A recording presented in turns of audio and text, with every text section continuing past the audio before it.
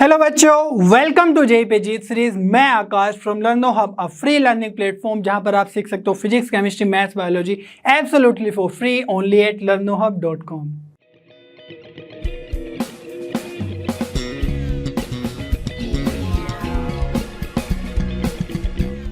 बच्चों, आज हम जेईई सीरीज में सोल्व करने वाले हैं डिटरमिनेंट चैप्टर के जेईई एग्जाम में आए हुए प्रीवियस ईयर के क्वेश्चंस, जिसमें हम आज मोस्टली जेईई मेंस के क्वेश्चन से डिस्कस करेंगे, जेईई एडवांस के नेक्स्ट वीडियोस में करेंगे।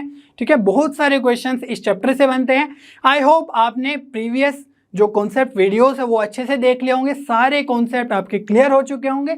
आज हम उन कॉन्सेप्ट को कैसे यूज करते हैं ये सीखेंगे। ठीक है, आर यू रेडी? चलिए स्टार्ट करते हैं।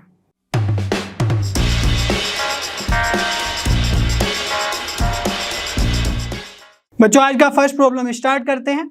यहां पर क्वेश्चन देखिए, पूछा गया है कि जो नंबर ऑफ थीटा है which belongs to 0 to 4 pi interval में for which the system of linear equations, ये हमारे पास लीनियर इक्वेशंस है, इनका नो सॉल्यूशन हो, ऐसे कितने थीटा होंगे, कितने एंगल्स होंगे। ठीक है, तो नो सॉल्यूशन के लिए सबसे पहले तो कंडीशन यही है कि जो कोफिशिएंट मैट्रिक्स है उसका वैल्यू 0 के इक्वल होना चाहिए, मीन्स डिटरमिनेंट का वैल्यू 0 के इक्वल होना चाहिए। तो यहां से हम लिख सकते हैं 3 sin 3 थीटा और y का कोफिशिएंट क्या है -1 और यहां पर है 1।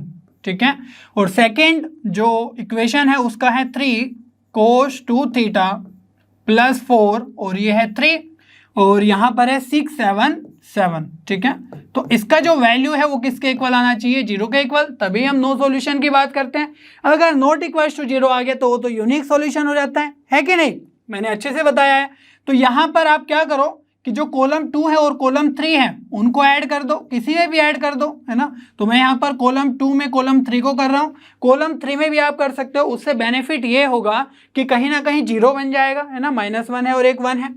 बस यहां से हम एक इक्वेशन जनरेट करेंगे और वहां से थीटा की वैल्यू फाइंड आउट करने की कोशिश करेंगे कि 0 से 4 पाई के इंटरवल में कितने थीटा पॉसिबल है। ठीक है, तो ये बन जाएगा आपके पास, फर्स्ट कॉलम तो एज इट इज रहेगा 3 sin 3 theta, second 3 cos 2 theta और लास्ट में है 6। लेकिन जो सेकेंड कॉलम है वो क्या बन जाएगा? इनको ऐड करेंगे तो ये आ जाएगा 0 7 और 14 और इधर पे है हमारे पास 1 3 और 7, डिटरमिनेंट इक्वल्स टू 0। क्लियर है? तो यहां पर इसको एक्सपेंड कर लेते हैं, क्या आएगा? 3 sin 3 थीटा, फर्स्ट रो के अलोंग में एक्सपेंड कर रहा हूं तो ये बन जाएगा 49 - 42 और ये तो 0 ही बन जाएगा, इसका जो कोफैक्टर आएगा। ठीक है, और 1 के साथ मल्टीप्लाई, है ना, 1 के साथ करेंगे तो ये हो जाएगा 14 3 42 cos 2 थीटा -6 7 42 इक्वल्स टू 0। ठीक है, तो इसको थोड़ा सा फर्दर और सोल्व करते हैं। यहां से अब ट्रिग्नोमेट्री स्टार्ट हो गई है। ठीक है, तो यहां पर जो डिस्कशन है डिटरमिनेंट का इतना ही है, इसके बाद हम ट्रिग्नोमेट्रिक इक्वेशन ही सोल्व करेंगे, वो तो आपने बहुत अच्छे से सीख लिया होगा। तो यहां पर देखो 42 है और ये भी 42 है, तो इसको हम कॉमन ले लेंगे और यहां से बचेगा आपके पास 7। ठीक है, तो 7 3 बन जाएगा 21 sin 3 थीटा और यहां पर आ जाएगा 42 प्लस के साथ cos 2 theta -1 equals to 0। Clear है? तो 21 और ये 42 है तो कॉमन लेके, है ना, उधर जाके 0 बन जाएगा ये, तो यहां से बचेगा sin 3 थीटा और अंदर बचेगा, है ना, यहां पर 2 बचेगा और अंदर बचेगा cos 2 थीटा -1। तो जो cos 2 थीटा है इसको हम कन्वर्ट कर लेते हैं ना थीटा के फॉर्म में और sin 3 थीटा को भी थीटा के फॉर्म में। तो कैसे करते हैं? cos 2 थीटा होता है, अब देखो -1 है तो उसको भी एलिमिनेट करना होगा, तो हम लिख सकते हैं, और यहां से sin 3 थीटा है तो साइन में कन्वर्ट कर लेते हैं, तो वो आता है 1 minus two sign square theta, तो ये बन जाएगा sin 3 थीटा को क्या लिखेंगे? 3 sin theta -4 sin cube theta. ठीक है, ये तो यहां से आया 21, तो हम कॉमन लेके उधर पूछा चुके हैं और बाहर बचेगा यहाँ पर 2 और अंदर क्या बचेगा? 1 - 2 sin square theta -1 equals to 0। तो 1 से -1 कैंसिल, है कि नहीं?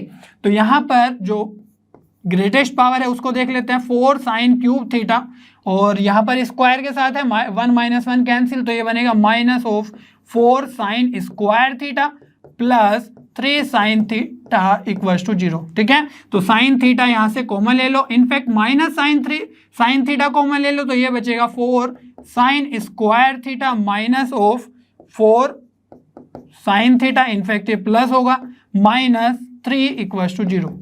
ठीक है, तो 3 4 जा 12, यहां पर आपको इसको सिर्फ फैक्टराइज करना है तो ये बनेगा 4 साइन स्क्वायर थीटा और इसको बना लेंगे हम 6 sine theta minus 2 cos theta minus 3 equals to 0, और बाहर तो माइनस साइन थीटा है ही, तो यहां से बन जाएगा आपके पास, अगर आप इसको सोल्व करोगे फर्दर तो ये बन जाएगा 2 साइन थीटा माइनस 1 और ये आ जाएगा 2 साइन थीटा प्लस 3।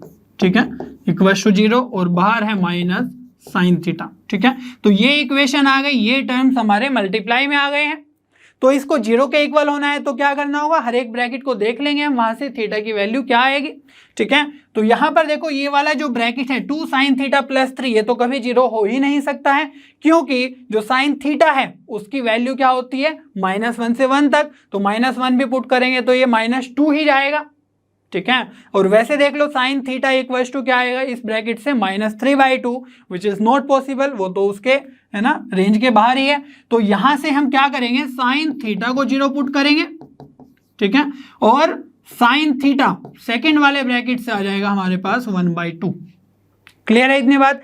अब यहां से हमारे पास बहुत सारे सॉल्यूशंस आते हैं थीटा के, लेकिन हमें कहां पे रहना है, 0 से 4 पाई के बीच। ठीक है, तो अगर मैं यहां पर कोऑर्डिनेट बना दूं, है ना, ये को, तो यहां पर क्या होगा, हमें क्या करना है, यहां से 2 पाई तक गए, फिर उसके बाद एक और राउंड लगा के आना है 4 पाई तक। ठीक है, तो साइन थीटा इक्वल्स टू 0 कहां पे 0 होगा, वो होता है 0 पे। ठीक है, या फिर पाई पे, तो क्या लिख सकते हैं हम, यहां से थीटा की वैल्यू यह आ जाएगा 0 पाई 2 पाई और 4 पाई। लेकिन यहां पर हम एक मिस्टेक कर रहे हैं, अगर आपने रिकॉल किया हो, क्योंकि यहां पर ये है ओपन, है ना, तो यहां पर 0 भी और 4 पाई भी इंक्लूडेड नहीं है, इसलिए हम 0 और 4 पाई अपने सॉल्यूशन में नहीं लिख सकते हैं, तो ये वाला हम कैंसिल कर देंगे। ठीक है, ये आपको पहले से ही ध्यान रखना है। और आगे हम साइन थीटा इक्वल्स टू 1/2 से क्या करेंगे, थीटा इक्वल्स टू आएगा 1/2 कहां होता है, 30 डिग्री पे, या फिर 180 माइनस 30 डिग्री पे, साइन की बात कर रहे हैं, है ना, फर्स्ट और सेकंड क्वाड्रेंट में पॉजिटिव, तो यहां से हम लिख सकते हैं 30 डिग्री मीन्स π/6 और पाई माइनस π/6, तो वो हो जाएगा 5π/6। ठीक है, लेकिन ये तो बात हुई जब हम एक ही राउंड लगा रहे थे पाई से, है ना, 0 से 2 पाई तक, लेकिन हमें जाना है 4 पाई तक सेकेंड राउंड में, तो उसमें क्या करेंगे, सिंपली 2 पाई ऐड कर देंगे, तो जो π/6 है उसमें 2 पाई ऐड करेंगे तो 13π/6, और यहां पर 2 पाई ऐड करेंगे तो ये बन जाएगा 17π/6। दैट मीन्स जो आपके नंबर ऑफ सॉल्यूशंस आएंगे, यहां से 2 आ रहे हैं और यहां से 4 आ रहे हैं, दैट मीन्स जो टोटल नंबर ऑफ थीटा है वो कितने हो जाएंगे, 6। ठीक है, तो टोटल नंबर ऑफ सॉल्यूशन आ जाएंगे आपके दोनों को ऐड करके 6। क्लियर हो रही है बात। चलिए फिर आगे बढ़ते हैं, नेक्स्ट क्वेश्चन करते हैं। यहां पर बोला गया है कि जो ए मैट्रिक्स है वो कुछ इस तरीके से है, और a² plus gamma a plus 18i equals to null matrix, तो पूछा गया है कि डिटर्मिनेंट ऑफ ए कितना होगा। ठीक है, तो जब भी हम डिटर्मिनेंट की बात करते हैं तो सिंपल है, बहुत ही आसान है, इनफैक्ट ये तो 2 क्रॉस 2 की मैट्रिक्स है, इसका डिटर्मिनेंट तो हो जाएगा 4 बीटा माइनस ऑफ -2 अल्फा, तो 4 बीटा प्लस 2 अल्फा, बट हमें अल्फा और बीटा का तो कुछ भी आइडिया नहीं है क्या होगा, तो यहां पर हम बहुत ही कम टाइम में इसको करने की कोशिश करेंगे। कैसे करते हैं, अब हम देख पा रहे हैं कि ये एक सेकेंड ऑर्डर की मैट्रिक्स है ना, क्वाड्रेटिक पोलिनोमियल टाइप से आप इसको मान सकते हो मैट्रिक्स के फॉर्म में, और ये कहाँ से आती है, मैंने बताया था कि कैले हैमिल्टन थ्योरम बोलता है कि जो भी कैरेक्टरिस्टिक इक्वेशन है किसी भी मैट्रिक्स की, वो मैट्रिक्स अपनी कैरेक्टरिस्टिक इक्वेशन को सेटिस्फाई करती है, याद है कि नहीं। तो यहां से हम बैक लिख सकते हैं कि ये λ² plus gamma lambda plus 18 equals to 0 से ही आ रहा है ना। दैट मीन्स अगर ये ट्रू है, ये दिया हुआ है क्वेश्चन में, तो ये भी ट्रू होगा, मीन्स ये इस ए मैट्रिक्स की कैरेक्टरिस्टिक इक्वेशन है कि नहीं। तो यहां से हमने देखा था कि जो लैम्डा है है ना, उसके साथ जो लिखा रहता है वहां से तो हम ट्रेस कैलकुलेट करते हैं। और जो ये 18 है ये क्या होता है, none other than determinant of that matrix. ठीक है, तो यहां पर डिटर्मिनेंट ऑफ ए क्या हो जाएगा हमारा 18।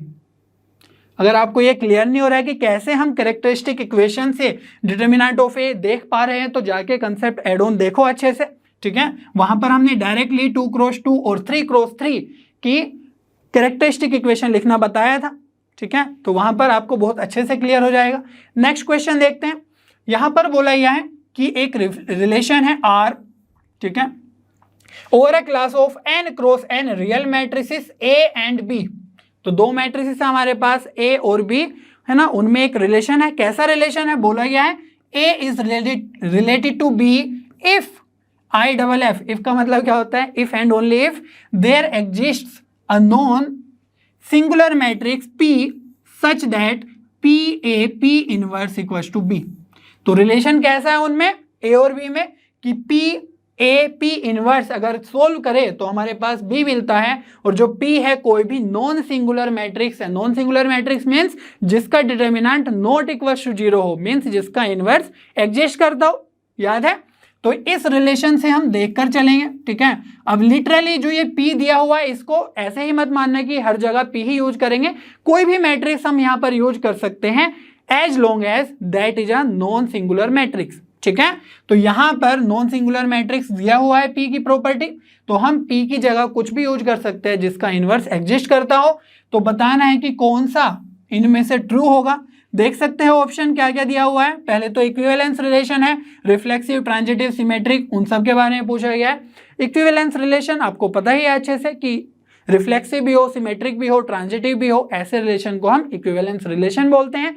तो यहां पर इस रिलेशन को हम चेक करेंगे कि ये क्या रिफ्लेक्सिव है, क्या सिमेट्रिक है, या क्या ट्रांजिटिव है।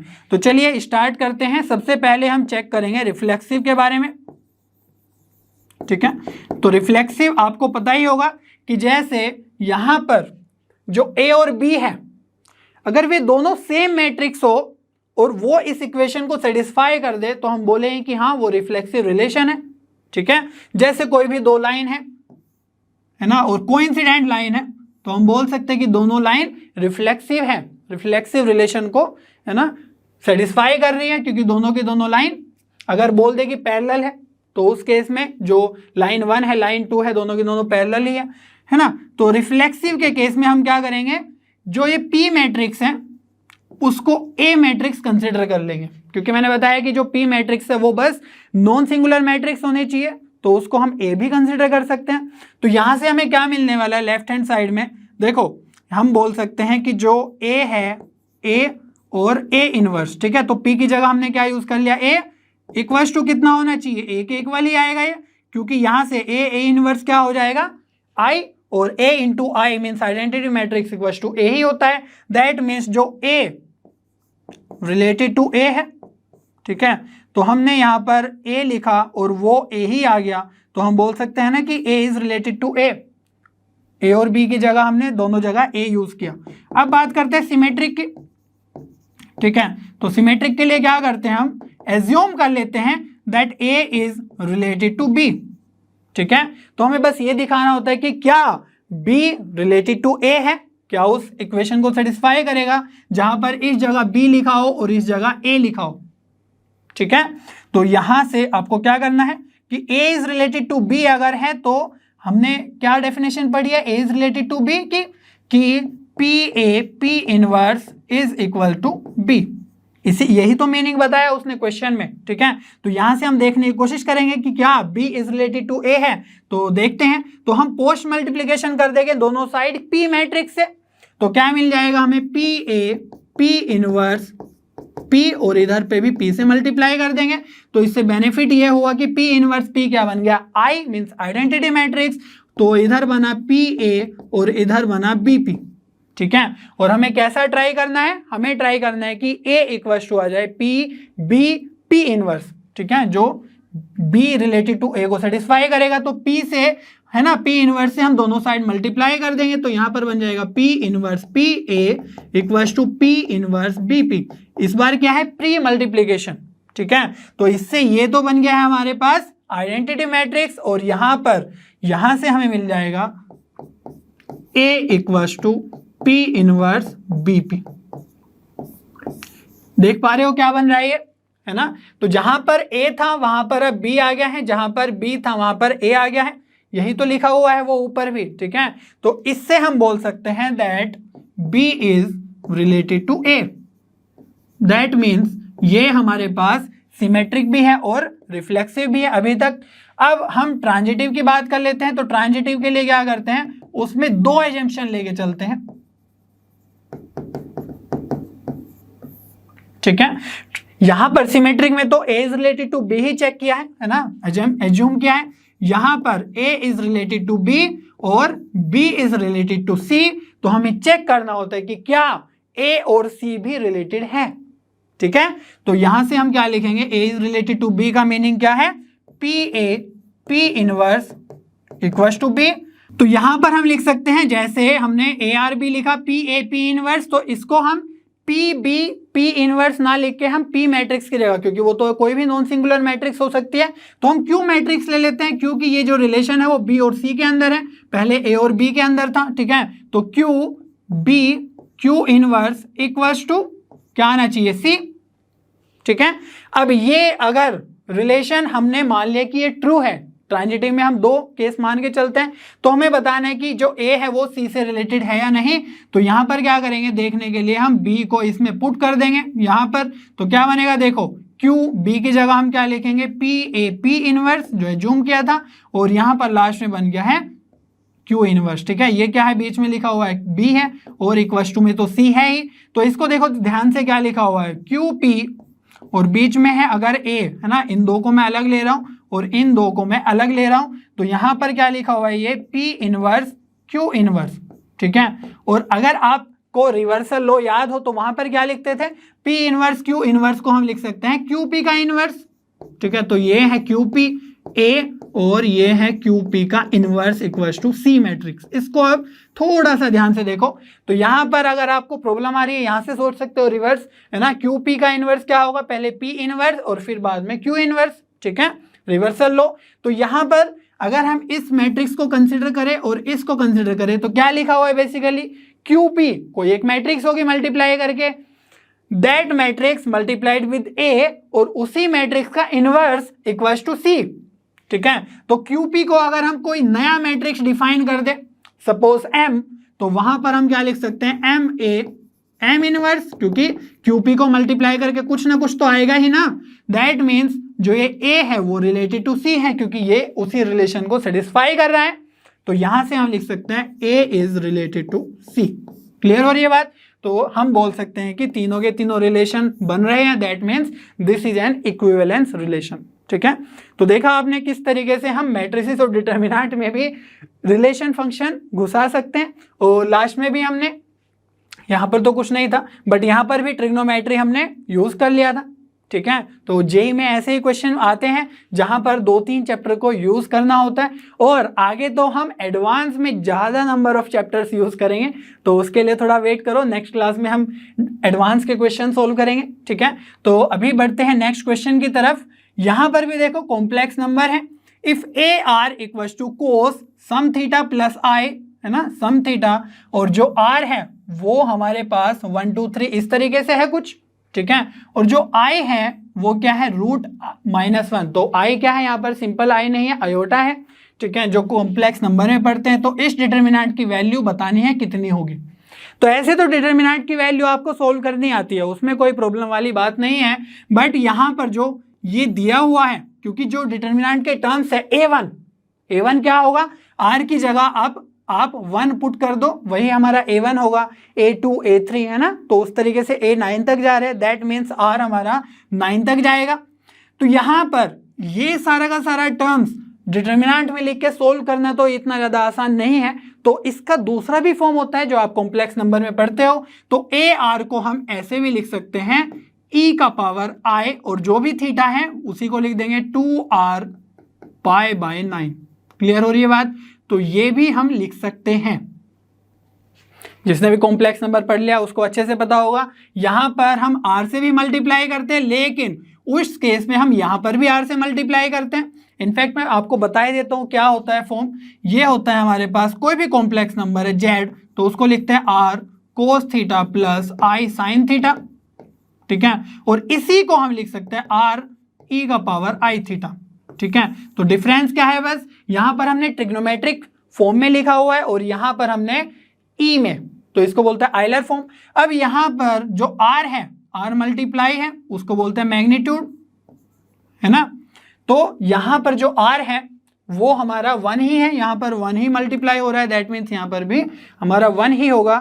इससे बेनिफिट क्या होगा कि एक छोटा सा टर्म हमें मिल गया, ई की पावर में समथिंग समथिंग रहेगा, तो उसको हम इजीली वहां पर यूटिलाइज कर सकते हैं, ठीक है। तो चलिए डिटर्मिनेंट लिखने की कोशिश करते हैं। क्या बनता है हमारा a1, तो r की जगह 1 पुट करेंगे तो क्या बनेगा e का पावर 2π/9। a2 क्या बनेगा e का पावर, अब देखो 2 से मल्टीप्लाई है r में, तो ये बन जाएगा 2 × 2 मीन्स 4π/9। और a3 उसको क्या लिखेंगे e का पावर i 6π/9। क्लियर हो रही है बात, समझ में आ रहा है कि नहीं, ठीक है। तो यहां पर हम a4 लिख लेते हैं, ये बन जाएगा e का पावर 8π/9। तो इसी तरीके से आप सारे के सारे टर्म्स लिख लोगे कि नहीं। ऑलराइट, तो ये हमने इस, है ना, इस रिलेशन को यूज करके पूरा का पूरा अपना डिटर्मिनेंट लिख लिया है। अब यहां पर इसकी वैल्यू फाइंड आउट करनी है, तो हम क्या करते हैं जनरली कुछ ना कुछ जीरोस या फिर कुछ ना कुछ सिंप्लीफाई करने की कोशिश करते हैं, कुछ कॉमन भी ले सकते हैं हम। तो यहां से क्या करेंगे, ध्यान से देखो अगर आप, तो जो फर्स्ट वाली रो है उसमें e का पावर i 2π/9 अगर हम कॉमन ले लें तो तीनों टर्म्स में से आ जाएगा, और यहां से भी e का पावर i 8π/9 कॉमन ले लेंगे, यहां से e का पावर i 14π/9 कॉमन ले लेंगे, तो कुछ कुछ अंदर बचेगा, जो बाहर बचेगा उसको मैं लिख दे रहा हूं e का पावर, यहां से ले लेते हैं फर्स्ट रो से 2π/9, सेकेंड रो से e का पावर i 8π/9, क्योंकि बाद में तो बढ़ ही रहा है पावर्स, है ना, तो कॉमन लेने में आसानी हो जाएगी, कोई दिक्कत नहीं रहेगी। और यहाँ पर थर्ड रो से ले लेंगे 14π/9। क्लियर है, और अंदर जो बचेगा उसको अब थोड़ा सा ध्यान से देखो, ठीक है। तो हम पावर्स में चल रहे हैं, ध्यान रखना ये बात, है ना। तो पावर जब हम करते हैं, आपको पता ही है वैसे पावर कैसे करते हैं, तो यहां से फर्स्ट रो से हमने ये वाला कॉम्पोनेंट है ना कॉमन ले लिया, तो यहाँ पर बचेगा 1। ऑलराइट, और सेकेंड टर्म ये क्या बचेगा, देखो 2π/9 हमने कॉमन ले लिया, यहाँ पर 4π/9 है, तो अंदर क्या बचेगा 4 - 2 2π/9, तो e का पावर i 2π/9।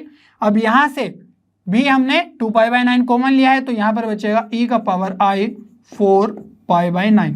क्लियर हो रही है बात। सेकेंड रो में से e का पावर i, है ना, 8π/9 कॉमन लिया है, तो यहाँ पर बचेगा 1। नेक्स्ट टर्म बचेगा e का पावर i 2π/9, और लास्ट में बचेगा यहाँ पर 12, है ना, 8 कॉमन लिया है, तो e का पावर i 4π/9, और लास्ट में भी आपके पास e का पावर i 2π/9 और e का पावर i 4π/9 बचने वाला है, ठीक है। क्योंकि यहाँ पर 14 लिया था कॉमन, और यहाँ पर 14 है, यहाँ पर 16 और यहाँ पर 18। तो यहाँ पर अगर आप ध्यान से देखो तो ये तो चलो कुछ वैल्यू लिखी हुई है, बट यहाँ पर इसमें जो फर्स्ट रो है, जो सेकेंड रो है और थर्ड रो है, तीनों के तीनों आइडेंटिकल है कि नहीं। यहाँ पे 1 2π/9 4π/9 2π/9 4π/9 है ना, ऐसे थर्ड रो में है, तो इस डिटर्मिनेंट का वैल्यू कितना हो जाएगा 0। अब मल्टीप्लाई में कुछ भी हो बाहर तो वो अल्टीमेटली 0 ही रहेगा, दैट मीन्स जो हमें फाइंड आउट करना है वो तो 0 है। लेकिन प्रॉब्लम यह है कि ऑप्शन में हमारे कहीं पर भी 0 है ही नहीं, वो हमारे इन्हीं एलिमेंट्स के फॉर्म में लिखा हुआ है, ठीक है। तो इन ऑप्शंस को हम चेक करेंगे और देखेंगे कि किस ऑप्शन में 0 जनरेट हो रहा है, जहां पर भी 0 जनरेट हो रहा होगा वही हमारा आंसर हो जाएगा। तो जो फर्स्ट ऑप्शन है उसको चेक कर लेते हैं, A9, ठीक है। A9 का मीनिंग क्या है कि R की जगह हमें 9 पुट करना है, तो यहां से तो आपको वैल्यू दिखेगी नहीं ऐसे, है ना, ट्रिग्नोमेट्री वाले इस रिलेशन में ही डाल देते हैं A9, तो क्या बन जाएगा R की जगह 9, तो 9 से 9 कैंसिल दोनों जगह, तो यहां पर बनेगा cos 2π प्लस i sin 2π, और sin 2π क्या होता है 0, तो आयोटा बन गया ये वाला पार्ट, इमेजिनरी पार्ट 0, और रियल पार्ट कितना बनेगा हमारे पास, ये बन जाएगा 1, ठीक है, cos 2π इज 1। और अगर हम बी पार्ट की बात करें, क्योंकि यहां पर तो A9 1 आ गया है, लेकिन हमें क्या लाना है 0 लाना है, ठीक है। तो सेकेंड पार्ट देखते हैं, A1 A9 into A3 A7, तो यहाँ पर मल्टीप्लाई की बात हो रही है कुछ ना कुछ टर्म्स की, तो इसमें हम ये वाला फॉर्म यूज कर लेंगे, ठीक है। तो यहां से अगर हमें A1 A9 minus A3 A7 करना है तो क्या करेंगे, A1 हो जाएगा हमारा e का पावर i 2π/9 इंटू A9 क्या था, e का पावर i 18π/9, ये तो हमारा फर्स्ट वाला टर्म हो गया, minus of A3 means e का पावर 6π/9 इंटू e का पावर i और 7 है तो ये हो जाएगा 14π/9। इसको देखने की कोशिश करते हैं क्या लिखा हुआ है। तो देखो ध्यान से, e का पावर में है, दोनों के दोनों टर्म्स मल्टीप्लाई में है, तो ये बन जाएगा e का पावर, ऐड होंगी पावर्स तो ये बन जाएगा 20π/9 माइनस e का पावर i, ये भी बन जाएगा 20π/9। दैट मीन्स दोनों के दोनों टर्म्स तो हमारे सेम ही आ गए, तो इसका वैल्यू आ गया 0। तो इसके आगे हम नहीं बढ़ेंगे क्योंकि एक सिंगल करेक्ट ऑप्शन वाला आंसर है, ठीक है। तो इसलिए हम बी ऑप्शन लगा देंगे। अगर ये मल्टीपल ऑप्शन करेक्ट होता तो उसमें हम सी और डी भी देखते, क्योंकि वहां पर ज्यादा ऑप्शंस भी करेक्ट हो सकते हैं, तो इसीलिए हमारे पास बी ऑप्शन बिल्कुल करेक्ट हो जाएगा, ठीक है। चलिए बच्चों नेक्स्ट प्रॉब्लम देख लेते हैं। यहां पर बोला गया है जो स्मॉल m है और कैपिटल M है वो हमारी मिनिमम और मैक्सिमम वैल्यू है इस डिटर्मिनेंट की, ठीक है। तो हमें m और m की ऑर्डर्ड पेयर बताना है। तो यहां पर जो m है स्मॉल m वो क्या है, मिनिमम और मैक्सिमम वैल्यू, मीन्स इस डिटर्मिनेंट की हमें मिनिमम और मैक्सिमम वैल्यू फाइंड आउट करनी है, सिंपल, और ज्यादा कुछ नहीं है। तो इसमें हम क्या करने की कोशिश करेंगे, ये एक कोस है ना, कोस और साइन में है, दैट मीन्स ट्रिग्नोमेट्रिक फंक्शन है एक, है ना, अल्टीमेटली ट्रिग्नोमेट्रिक फंक्शन बनेगा। तो उसमें आपको मिनिमम और मैक्सिमम वैल्यू देखना तो आता ही है, ट्रिग्नोमेट्री में अच्छे से सीखा है। तो इसको मैं बोल देता हूं कि ये जो वैल्यू है ना डिटर्मिनेंट, ये d है। तो इस d को हम मैक्सिमम और मिनिमम देखेंगे, जो मिनिमम आएगा उसको m और जो मैक्सिमम आएगा उसको कैपिटल M लिख देंगे। तो जो d है उसके लिए हमें क्या करना होगा, देखो ध्यान से, कुछ ऑपरेशंस लगा लेते हैं। कैसे कैसे लगाएंगे, देखो जो फर्स्ट कॉलम है उसमें कोस स्क्वायर एक्स, यहाँ पर 1 प्लस कोस स्क्वायर एक्स है ना, यहाँ पर साइन स्क्वायर एक्स है और यहाँ पर साइन 2x है कहीं भी जगह। तो इसलिए हम है ना रो 1 और रो 2 में ऑपरेशंस लगा लेते हैं। तो रो 1 में क्या कर सकते हैं, r1 माइनस r3, ठीक है। डिफरेंट टाइप के ऑपरेशंस भी आप लगा सकते हो, कोई फर्क नहीं पड़ता, बस सही से लगाना है उनको, ठीक है। तो इनसे क्या होगा, कुछ कुछ जगह पर 0 बन जाएगी। तो देखते हैं r1 माइनस r3 क्या आएगा, तो यहाँ पर बन जाएगा कोस square x minus cos square x 0, यहाँ पर बन जाएगा 1 plus sine square x minus sine square x, ये बन जाएगा 1, और यहाँ पर साइन 2x माइनस 1 माइनस, है ना, तो ये बन जाएगा -1। और लास्ट में क्या बनेगा, देखो r2 क्या लिखा हुआ है, simply 1 plus cos square x, तो यहाँ से हम r3 माइनस कर रहे हैं, दैट मीन्स यहाँ पर बचेगा 1, यहाँ पर बचेगा 0 और यहाँ पर भी अगेन बचेगा -1। रो 3 तो हमें अनचेंज ही रखनी है, उसमें कोई भी चेंज नहीं कर सकते, ठीक है। मैंने बताया था अच्छे से कि जब भी 3 क्रॉस 3 मीन्स जिस ऑर्डर का भी डिटर्मिनेंट हो उस ऑर्डर से एक कम ऑपरेशन ही हमें करना होता है। यहाँ पर 3 ऑर्डर का है 3 क्रॉस 3, तो हम 2 ऑपरेशन ही यहाँ पर लगा सकते हैं। तो जो रो 3 है वो हम एज इट इज लिख लेंगे,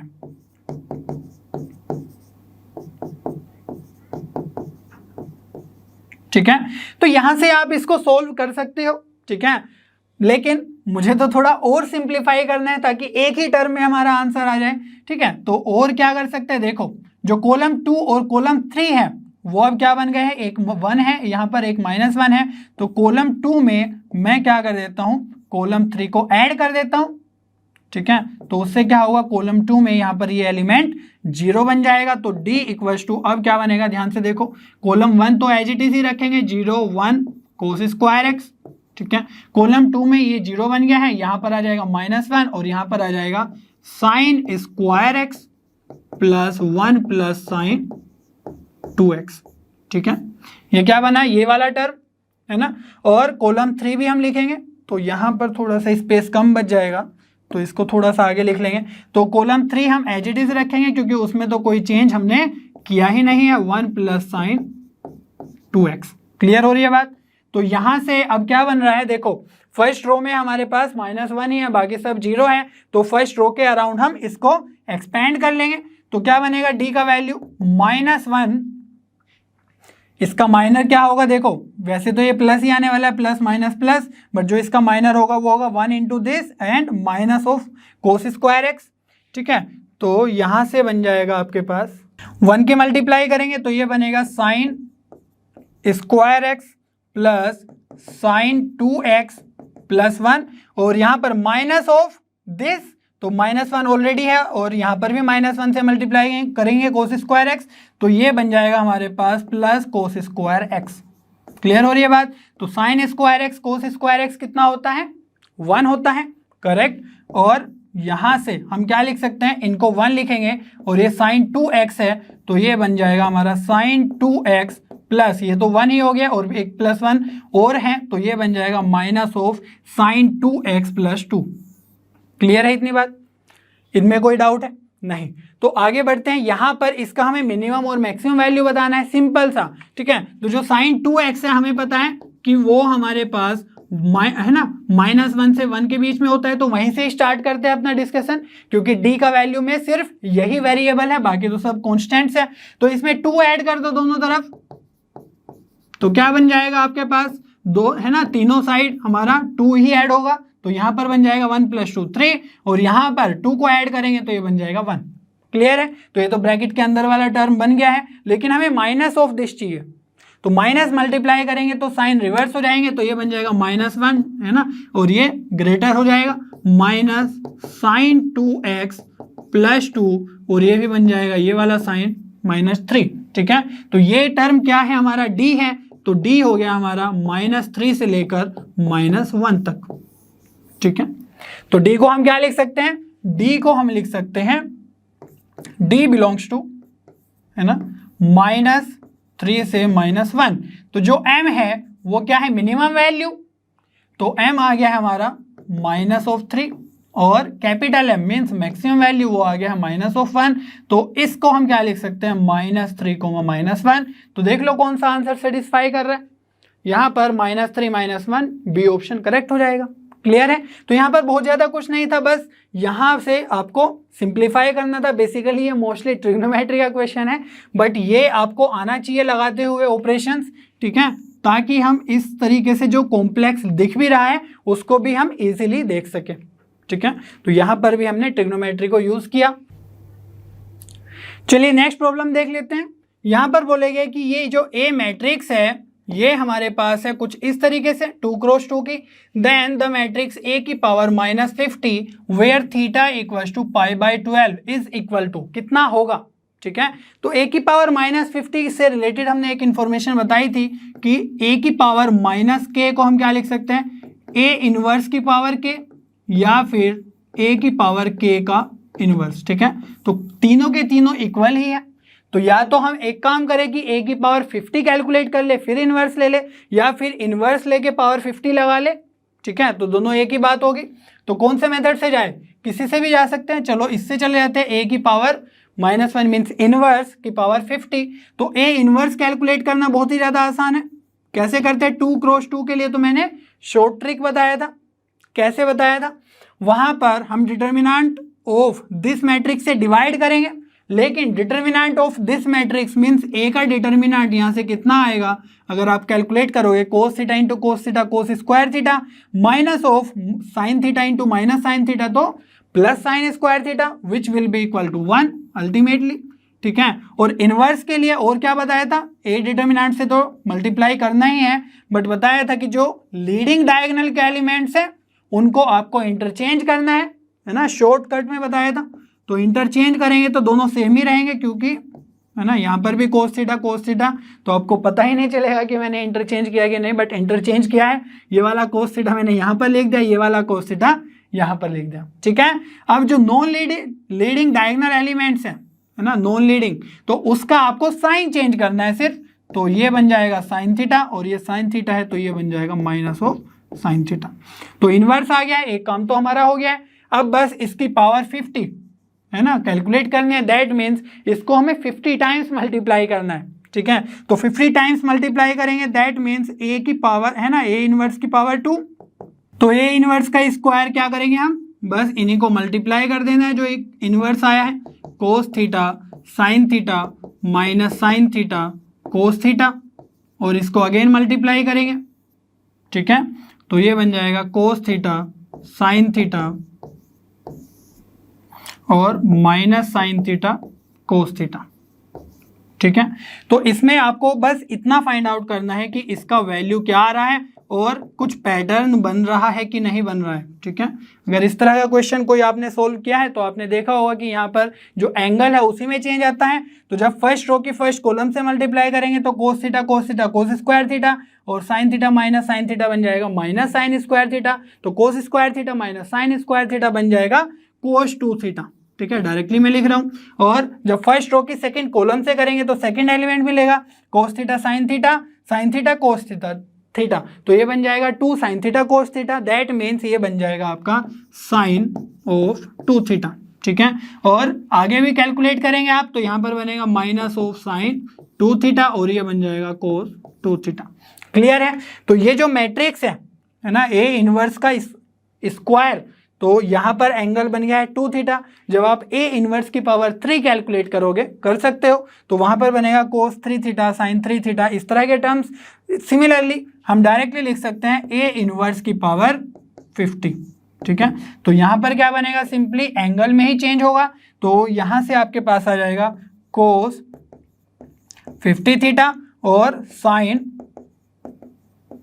50 थीटा और यहां से बन जाएगा माइनस साइन 50 थीटा और ये बन जाएगा कोस 50 थीटा। ठीक है, तो 50 थीटा है हर जगह और थीटा की वैल्यू तो हमें गिवन ही है, तो 50 थीटा कैलकुलेट कर लेते हैं कितना होगा। तो ये बन जाएगा 50 इंटू पाई बाई 12, तो 2 से डिवाइड करेंगे ये 6, ये 25, तो यहाँ पर आ जाएगा 25 पाई बाई 6 और इसको क्या लिख सकते हो आप 4 पाई प्लस पाई बाई 6।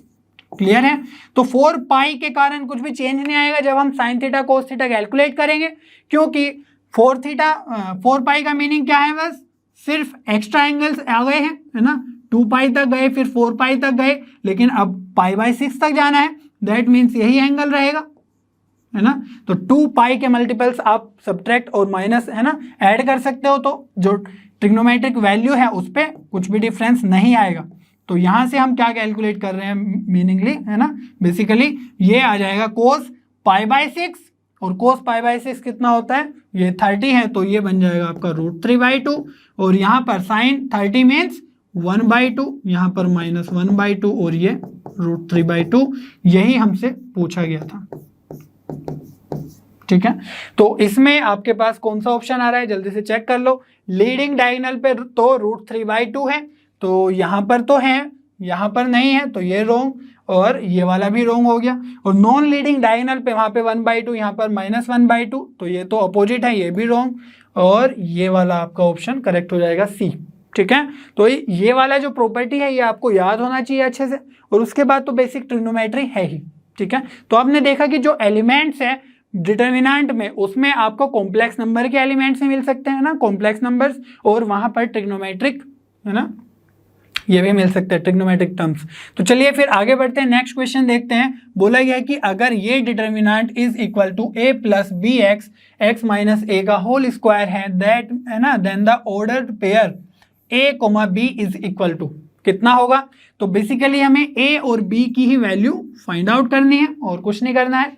तो यहाँ पर अगर आप ध्यान से देखो तो जो x है वो तो दोनों तरफ है, ठीक है, और जो a और b की वैल्यू है वही हमें फाइंड आउट करनी है। तो x से तो हमें कोई काम है नहीं, बट इतनी बात जरूर है कि जो यहाँ पर लिखा हुआ है और यहाँ पर लिखा हुआ है, हर जगह पे x की आप कोई भी वैल्यू पुट करो वो सेटिस्फाई होगी ही होगी। क्लियर है। तो यहाँ से हम x की कोई भी ऐसी वैल्यू पुट करेंगे जिससे हमारे पास इजी हो जाए, बहुत ज़्यादा इजी हो जाए ये कैलकुलेट करना। ठीक है, तो अगर हम x की जगह 0 पुट कर दे तो क्या होगा, ध्यान से देखो ना। लेफ्ट हैंड साइड में जो डिटर्मिनेंट है वो क्या बनेगा, ये बन जाएगा हमारा -4 0 0, ये बन जाएगा 0, ये भी -4 0 और ये भी 0 0 और -4।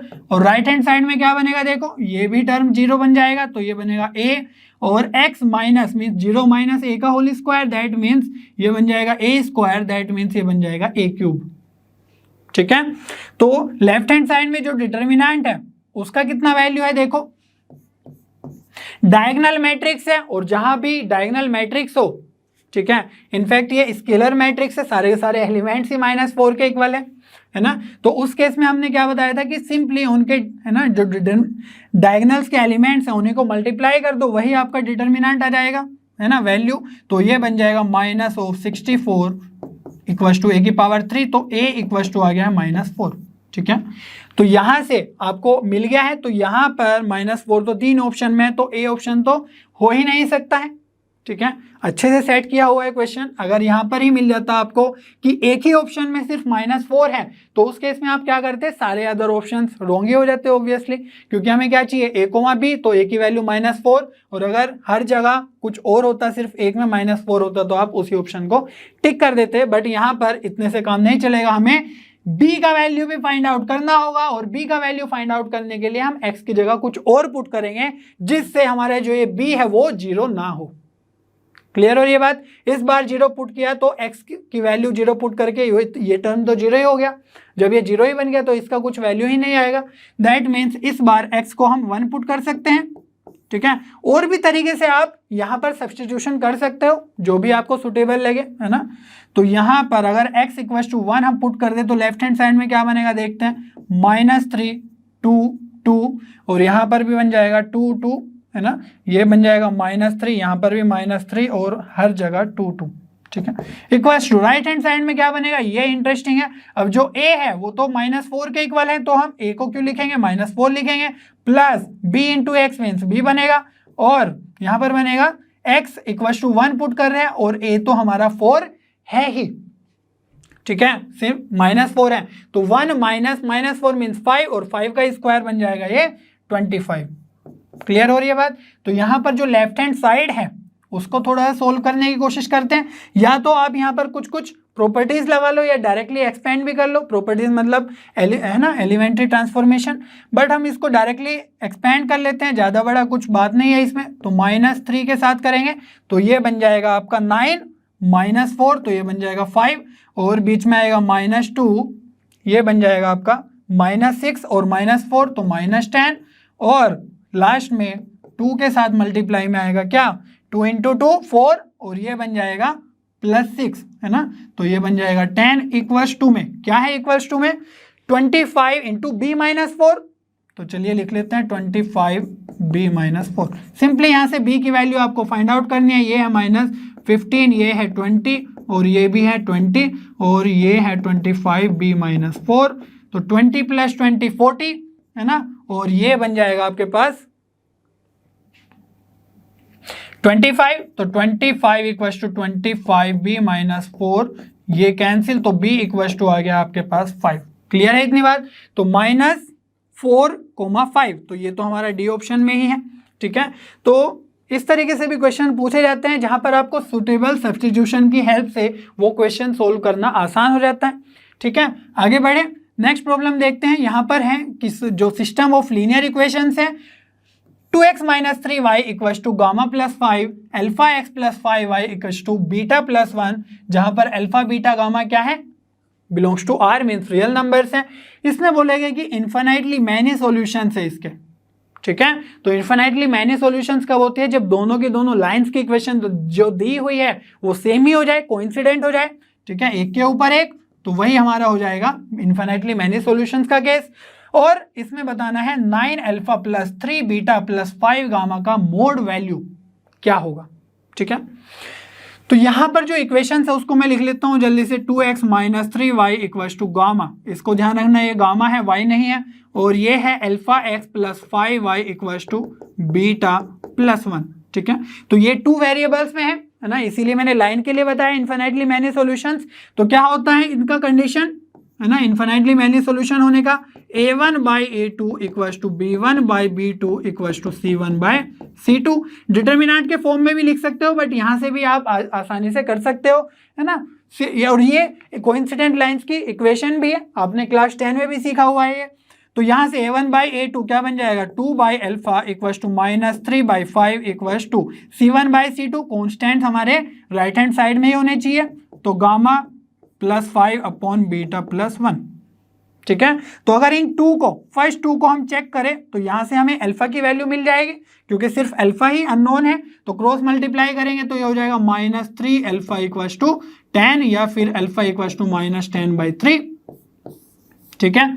और यहां से इन दो को अगर हम यूज करें तो क्या बनेगा, यहां से ये हमारे पास -3/5 equals to gamma +1 upon beta +1, तो क्रॉस मल्टीप्लाई कर दो सिंपली, तो ये बन जाएगा -3 बीटा -3 और यहाँ पर 5 गामा +25, ठीक है।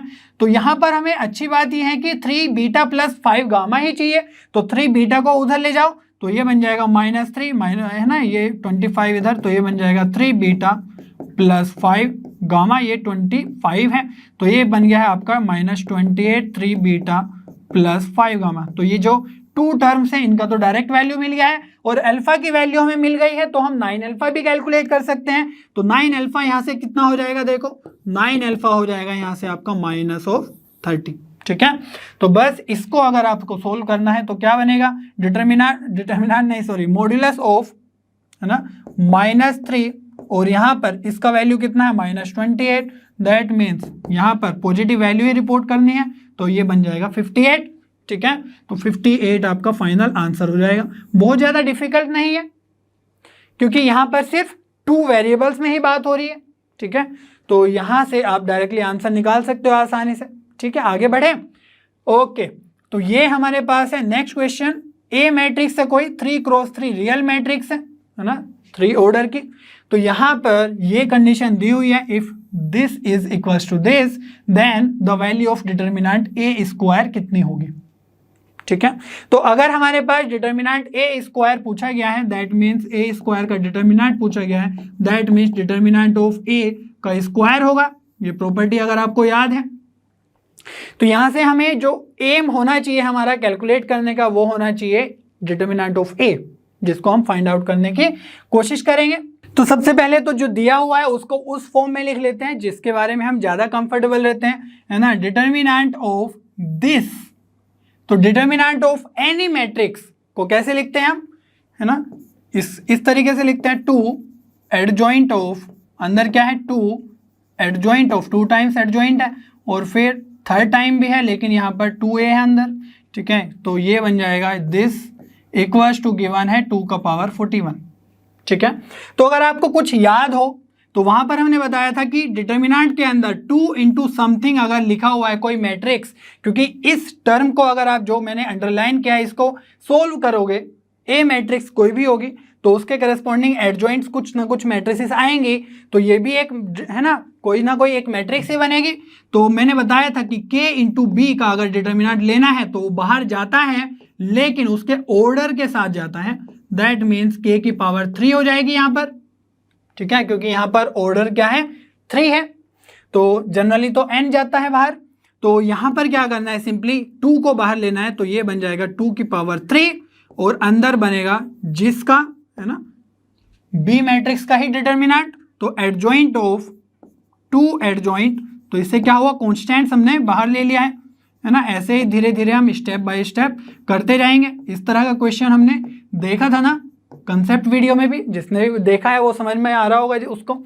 अब बात करनी है एडजॉइंट ऑफ समथिंग, है ना, और उसका डिटर्मिनेंट, तो क्या बताया था, इसमें भी एक प्रॉपर्टी लगा लेंगे, एडजॉइंट ऑफ सपोज मैट्रिक्स सी है, ठीक है, तो उसके लिए क्या बताया था, उसका अगर डिटर्मिनेंट निकालना है तो ये बन जाएगा डिटर्मिनेंट ऑफ सी की पावर n-1। n क्या है, यहाँ पर उस मैट्रिक्स का ऑर्डर है, तो यहाँ पर जो n है वो 3 के इक्वल है, तो ये हो जाएगा 2, है ना, 3 - 1 2, तो ये बन जाएगा 2 की पावर 3।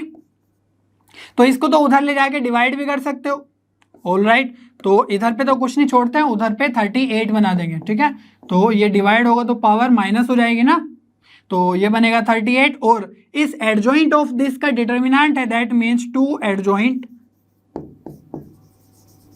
एडजॉइंट ऑफ 2a, इसके डिटर्मिनेंट का हमें स्क्वायर फाइंड आउट करना है, ठीक है। समझ में आ रही है, ये वाली प्रॉपर्टी यूज करनी आ रही है, 3 - 1 2 हो जाएगा। अब यहां पर अगेन ये वाला जो 2 है उसको बाहर लेना होगा, जैसा हमने यहाँ पर इसको बाहर लिया था, ठीक है। लेकिन ध्यान रखना इस बार स्क्वायर भी है बाहर, ठीक है। तो इस बार जब हम करेंगे तो ये बनेगा 2 की पावर 3 के साथ ही इनटू एडजॉइंट, है ना, अंदर डिटर्मिनेंट, और ये बनेगा एडजॉइंट ऑफ 2a, और इसका भी स्क्वायर आएगा, है ना, होल का स्क्वायर। तो इस स्क्वायर को मैं डिस्ट्रीब्यूट कर देता हूं, एक स्क्वायर तो यहाँ पर और एक स्क्वायर में लगा देता हूं यहाँ पर, और राइट हैंड साइड में 2 का पावर 38 तो चल ही रहा है। क्लियर हो रही है ना बात? यहाँ पर हम स्टेप बाय स्टेप जा रहे हैं धीरे धीरे। तो यहाँ से हमने क्या किया, इस 2 को बाहर निकाला। इस बार हम क्या करेंगे, ये तो 2 की पावर 6 बन जाएगा। इस बार हम क्या करेंगे, इसको लिखने की कोशिश करेंगे, है ना, इस वाली प्रॉपर्टी के थ्रू। ठीक है। तो यहां पर आपको इस टर्म को ध्यान से देखना कि ये स्क्वायर है, बाहर आ जाएगा आपके पास 2 की पावर, है ना, 3 इंटू 2 बन जाएगा, 6 बन जाएगा, और अंदर क्या बन जाएगा, एडजॉइंट ऑफ दिस है, तो एडजॉइंट ऑफ 2a के जो डिटर्मिनेंट है ना, उसका स्क्वायर बनेगा। इसको अंदर वाले टर्म को ध्यान से देखो, है ना, और उसका भी स्क्वायर है। दैट मीन्स यहां पर बन जाएगा पावर 2 इक्वल्स टू, यहाँ पर है राइट हैंड साइड में 2 की पावर 38, और यहाँ से हम 2 की पावर 6 से डिवाइड कर सकते हैं, तो राइट हैंड साइड में बनेगा 2 की पावर 32, ठीक है, माइनस हो जाएगी पावर, और ये क्या बन रहा है, ध्यान से देखो, एडजॉइंट ऑफ 2a, है ना, उसका डिटर्मिनेंट की पावर 4। अब देखो यहां से भी हम अगेन एडजॉइंट ऑफ 2a, ये वाली प्रॉपर्टी लगाएंगे, ये वाली, तो ये बन जाएगा 2a का डिटर्मिनेंट की पावर 2, और बाहर पावर 4 है तो उसको हम एज इट इज लिख लेंगे, 2 की पावर ये बन जाएगी 32, तो ये बन गया है 2 के डिटर्मिनेंट की पावर 2 4 जा 8 इक्वल्स टू 2 की पावर 32।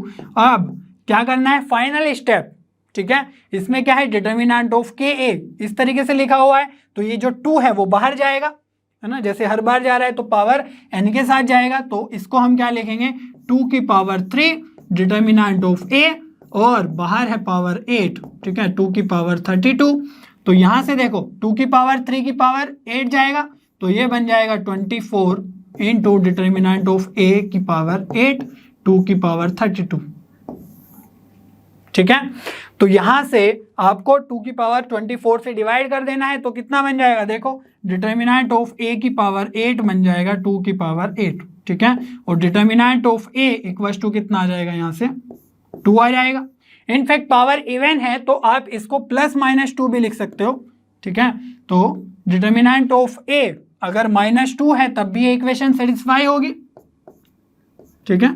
बाकी तो हमारे अदर रूट्स आएंगे, बट ये रियल रूट्स होंगे, ठीक है। लेकिन हमें फाइंड आउट क्या करना है, सिंपली ये वाली चीज, तो क्या करना है, उसमें डिटर्मिनेंट ऑफ a की पावर 2 फाइंड आउट करना है, तो -2 हो या +2 हो, फाइनली तो आंसर आपका 4 ही आने वाला है, ठीक है, यही हमें फाइंड आउट करना था, तो हमारा आंसर आ जाएगा 4। तो ये थोड़ा सा, है ना, टीडियस टास्क है इस तरीके से सोल्व करना, बट ये प्रॉपर्टीज आपको यूज करना आना चाहिए। फर्स्ट प्रॉपर्टी तो हमने यहाँ पर ये वाली यूज की है, और जो सेकंड है वो एडजॉइंट ऑफ, है ना, determinant of any adjoint matrix, उसकी प्रॉपर्टी है। तो दोनों की दोनों आपको अच्छे से आने चाहिए। दोबारा देखो क्वेश्चन को, अगर समझ नहीं आया कहीं पे भी, इस तरह का क्वेश्चन हमने कंसेप्ट वीडियो में भी किया था, कोई प्रॉब्लम ज्यादा आने नहीं चाहिए। चलिए फिर आगे बढ़ते हैं। बोला गया है कि कोई एस है और वो सेट है ऑल इंटीजर सॉल्यूशंस का। कैसे solutions, x y z of the system of equations. तो ये हमारे पास 3 लीनियर इक्वेशंस है, इनके जो वैल्यूज है एक्स वाई जेड को सोल्व करके आएगा, है ना, उसके इंटीजर सॉल्यूशन का एक सेट है एस, है ना। सारे के सारे आपको पता ही है सेट में क्या होते हैं, एलिमेंट्स होते हैं। तो एक सॉल्यूशन तो ऐसा भी आ सकता है कि भाई जो एक्स वाई जेड है वो 0 0 0 हो, वो आ जाएगा, तो ट्रिवियल सॉल्यूशन हो गया। अब यहाँ पर नंबर ऑफ सॉल्यूशंस पूछा गया है, ठीक है, सच दैट 15 से बड़ा हो x square y square plus z square, और 150 से छोटा हो, तो ऐसे नंबर ऑफ एलिमेंट्स कितने होंगे सेट के अंदर, या फिर सेट क्या है, वो नंबर ऑफ सॉल्यूशंस कंटेन कर रहा है, इंटीजर सॉल्यूशंस, तो वही उसके एलिमेंट्स है। दैट मीन्स कितने सॉल्यूशंस हो सकते हैं इंटीजर सॉल्यूशंस, वही हमसे पूछा गया है सेट एस के अंदर।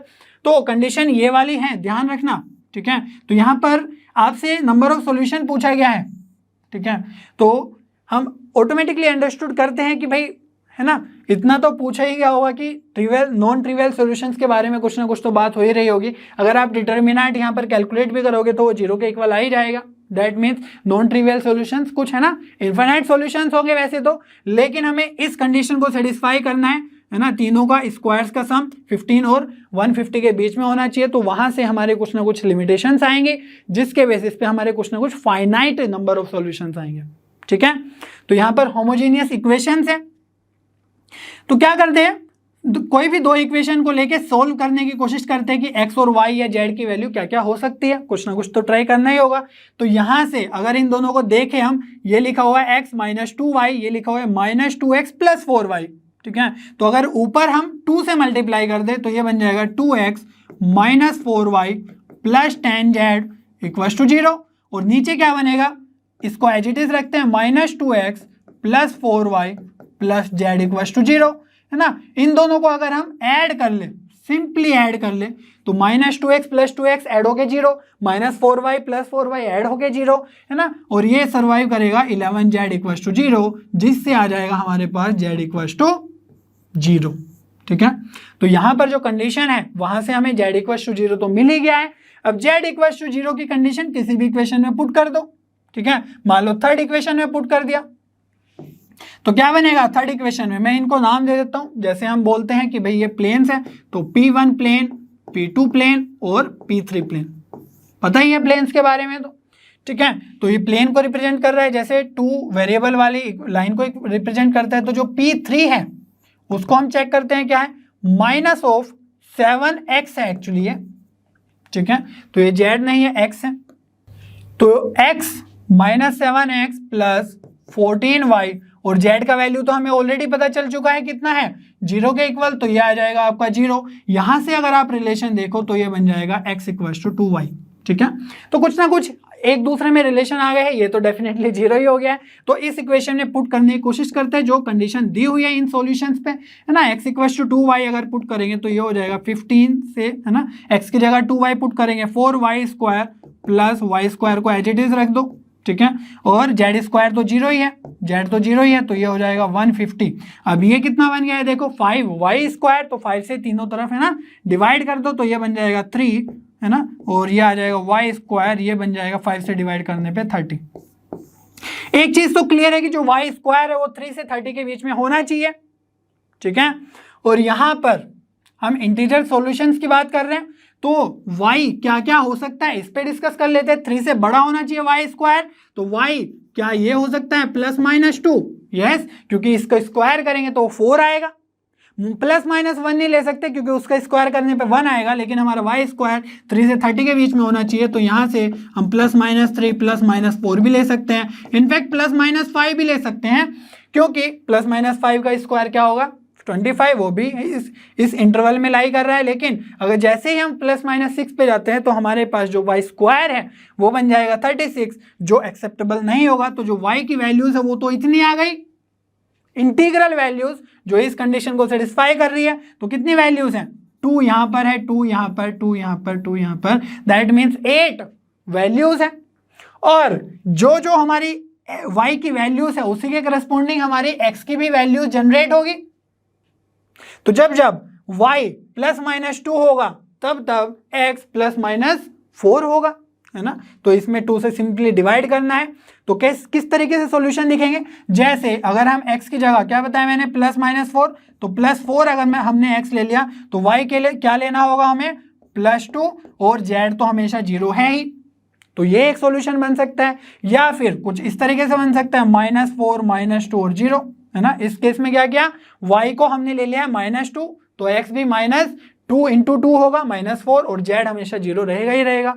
तो जो भी हमारा y है उसके करस्पॉन्डिंग एक x का वैल्यू जनरेट होगा, है ना। सॉल्यूशन हमारा एक कंप्लीट बनेगा फिर, और z की वैल्यू 0 पुट करेंगे, ये अनदर सॉल्यूशन। तो इस तरीके से हमारे 8 वैल्यूज के करस्पॉन्डिंग 8x की वैल्यूज आएंगे, और z हमेशा हर बार 0 ही रहेगा। दैट मीन्स हमारे जो नंबर ऑफ सॉल्यूशंस बनेंगे वो कितने बनेंगे, 8 बनेंगे। ठीक है, ऑल राइट। चलिए फिर आगे बढ़ते हैं नेक्स्ट क्वेश्चन की तरफ, जो कि हमारा आज का लास्ट क्वेश्चन भी है। बहुत ही अच्छा क्वेश्चन है, यहाँ पर, है ना, वैसे तो आसान ही है बट यहाँ पर अलग कॉन्सेप्ट्स यूज हो रहे हैं, तो मैं थोड़ा सा बता देता हूँ। 1 log बेस 10, और अंदर क्या है 4 की power x minus 2 and log 4 की power x plus 18/5 base 10 are in arithmetic progression. ठीक है। For a real number x, कोई भी x की वैल्यू है real number, then the value of determinant. तो हमें क्या करना है, अर्थमेटिक प्रोग्रेशन का रिलेशन यूज करके ये तीनों के तीनों नंबर्स क्या है, एपी में है, उस रिलेशन से हम x की वैल्यू फाइंड आउट करेंगे और उसके बाद इस डिटर्मिनेंट का वैल्यू फाइंड आउट करना तो आसान है। ठीक है, तो यहां पर मैंने जो चूज किया है वो इसलिए क्योंकि ये लॉगरिथम है और एपी भी यूज हो रहा है।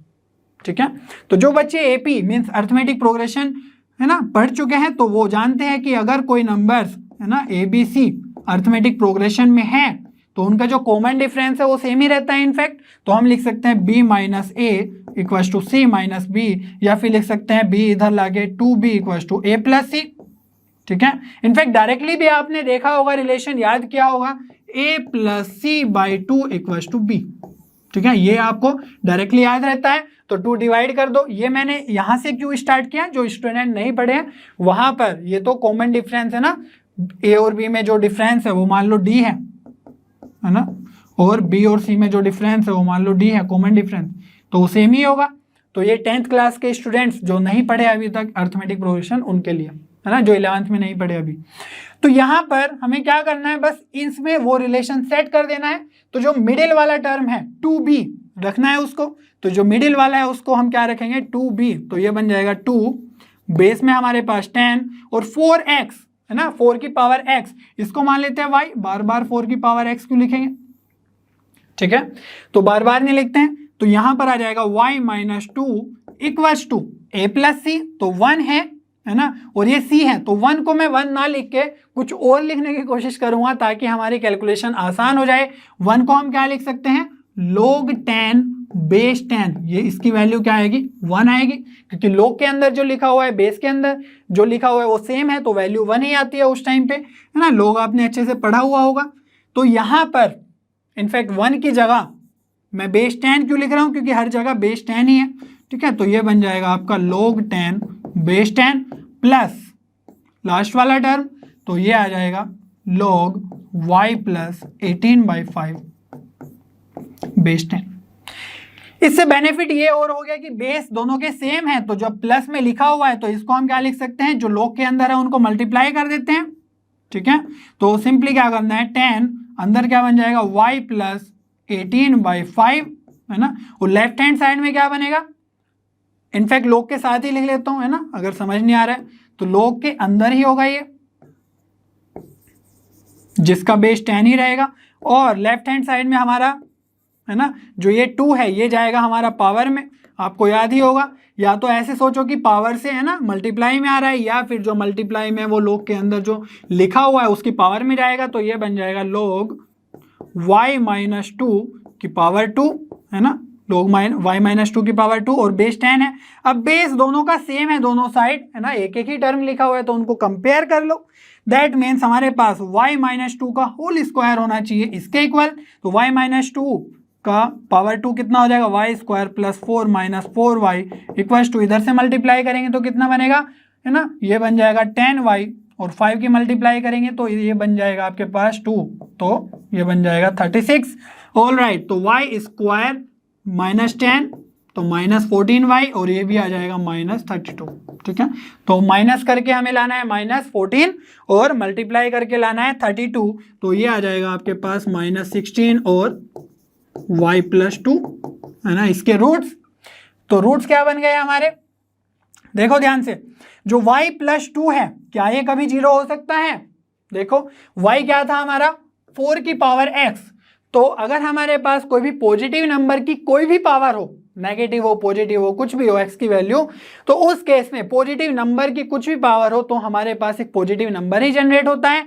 दैट मीन्स ये एक पॉजिटिव नंबर है उसमें प्लस 2 कर रहे हैं। ठीक है, तो एक पॉजिटिव नंबर में कुछ प्लस कर रहे हैं तो क्या वो कभी 0 हो सकता है, नहीं हो सकता है सर, सॉरी ऐड 2 कर रहे हैं तो ये 0 कभी नहीं होगा। तो रूट्स जो हमें यहाँ से मिलेगा है ना उसी को हम एक्सेप्ट करेंगे, तो y minus 16 equals to 0, that means y equals to 16, और y क्या है 4 की पावर x, और 16 को भी क्या लिख सकते हैं 4 की पावर 2, तो x की वैल्यू क्या आ गई है यहाँ से 2। क्लियर है, अब बस x इक्वल्स टू 2 पुट करके इस डिटर्मिनेंट का वैल्यू फाइंड आउट करना है, वो तो बहुत ही ज्यादा आसान है। कैसे करेंगे, x इक्वल्स टू 2 अगर इस एलिमेंट में करेंगे तो ये क्या लिखा हुआ है 2x minus 1, that means 2 into 2 4 minus 1 3 और 2 माइनस 1 तो ये बन जाएगा 1 और ये बन जाएगा 2 की पावर 2 4 102 और ये आ जाएगा आपके पास 210। ठीक है, इसको अगर आप एक्सपेंड करोगे बहुत ही ज़्यादा आसान है, रो 2 के अराउंड कर लो। क्लियर है, तो ये बन जाएगा -1 के साथ होगा, ये रो 2 में है ना प्लस माइनस प्लस वाला, तो -1 के साथ होगा तो ये बन जाएगा -4 और यहाँ पर जब हम जाएंगे -2 के साथ तो ये बनेगा आपके पास 3 इंटू 1 3 और 2 इंटू 1 तो ये बन जाएगा 1। ठीक है, तो ये बन गया है +4 -2 तो फाइनल आंसर क्या आ जाएगा 2। तो यहाँ पर हम इक्वल टू 2 लिख देंगे। ठीक है, तो यहाँ पर सिंपली अर्थमेटिक प्रोग्रेशन, लोगरिथमिक है ना, नॉलेज आपको होनी चाहिए। तो थोड़ा थोड़ा आपको सारे चैप्टर्स का नॉलेज होना चाहिए, तभी आप एक क्वेश्चन कर पाते हैं जेईई के एग्जाम में, है ना। अदरवाइज अगर आपको लोग सोल्व करने नहीं आता है, लोगरिथम है ना, तो यहाँ पर आप एक्स का वैल्यू ही फाइंड आउट नहीं कर पाएंगे। और अगर लोगरिथम आता भी है उस केस में आपको अगर अर्थमेटिक प्रोग्रेशन का नॉलेज नहीं है तो आप इन वैल्यूज को देखकर उसमें कुछ रिलेशन ही नहीं बना पाएंगे। ठीक है, तो डिटर्मिनेंट का तो छोटा सा ही पार्ट है बाद में, बट इस तरह की अदर नॉलेज भी आपको आने चाहिए, तभी आप जेईई के क्वेश्चंस बहुत अच्छे से कर पाएंगे। ठीक है बच्चों, आज हमने मोस्टली जेईई मेंस के क्वेश्चन ही सोल्व किए हैं। नेक्स्ट वीडियो में हम जेईई एडवांस के क्वेश्चन भी सोल्व करेंगे। तब तक लर्नो हब पे बने रहिए, क्योंकि लर्नो हब पे सभी कंटेंट फ्री है पर बेस्ट है।